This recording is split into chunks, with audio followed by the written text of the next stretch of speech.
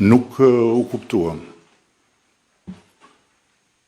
Pezullimi është vendim i një gjykate që ne do ta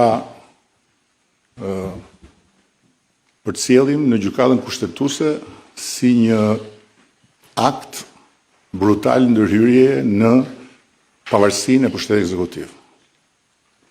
Dhe gjykata kushtetuese duhet të na thotë se cili është qëndrimi i saj bazuar me Kushtetuën e Republikës së Shqipërisë. Pra nuk jemi në kushtet kur duke ndërhyrë me forcë në pavarësinë e ekzekutivit mund të diktohet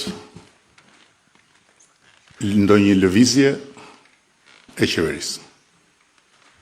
Kështu që për periudhën që flasim, qeveria e Shqipërisë nuk ka zëvendës kryeministër